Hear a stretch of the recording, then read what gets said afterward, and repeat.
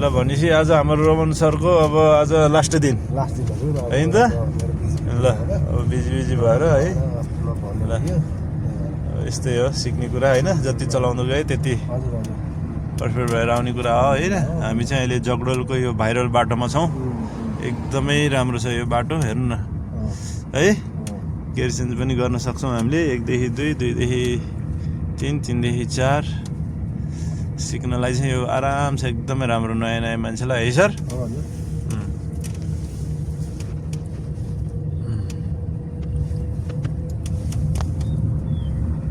अब यहाँ चाहिँ ब्रेक मात्र लिने हल्का ओह्रालो छ होइन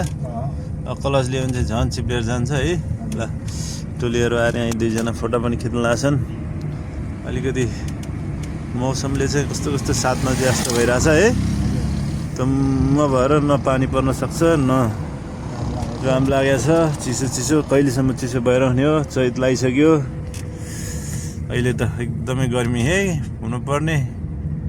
मौसम यस्तो छ ल भाइरल बाटोमा रेस्टुरेन्ट होटलहरू बनेकै छन् पहिला यहाँ केही थिएन सर बिचराहरू एकदमै गाह्रो थियो यहाँको मान्छेलाई पहिला अहिले यो बाटोले गर्दा एकदमै राम्रो भएको छ मेन कुरो बाटो राम्रो भयो भने अनि जनतालाई सुविधा हुने रहेछ क्या बाटो पुगेपछि सबै थोक पुग्नु पायो नि त है त्यो रहेछ कहाँका सामानहरू एकदमै गर्नु पायो होइन हो नि उता खटाउनु पायो उता आयो हरेक कुराहरू बाटो नै मेन त मेन बाटो रहेछ बाटो आइसकेपछि अनि अहिले त घरै पछि तपाईँको रेस्टुरेन्ट र होटल अहिले त यहाँको फेरि एकदमै मिठो चिज तपाईँको निगार है अनि सुकुटी पाइन्छ प्रत्येक होटलमा नि यो होटलमा नि पाइहाल्ला सायद यो पनि हेर्नु न अनि एकदमै राम्रो छ यो पनि रिसोर्ट हेर्नु त आमामामा ल हाम्रो सापाटार कौडलको है मा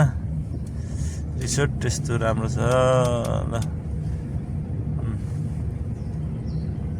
कार फिलिलिल आउँछ यहीँ बस्छ होला सायद सब परिवारै बसेका छन् जस्तो अस्ति बुढी पनि यही थियो जस्तो लाग्थ्यो यहाँबाट अर्को गेट बनाइरहेको छ सर यो पनि टिकट काउन्टर पनि बनाइरहेछ मासतिर जानला पिकनिक स्पोट मासतिर होइन यहाँ टिकट काउन्टर जस्तो बनाएर जस्तो छ नगरपालिका नि सर अलिक खर्च गर्छ ल रमन सर है त बाई बाई गरेर आजलाई अब यस्तै छ अब हाम्रो पेजमा तपाईँले हेर्नु होला हामीलाई फलो गर्नु होला लाइक गर्नु होला फेरि भेटौँ ल है अब जाँदै हुनुहुन्छ बाहिर है यो केतिर जाँदै हुनुहुन्छ ल हस् त नमस्कार।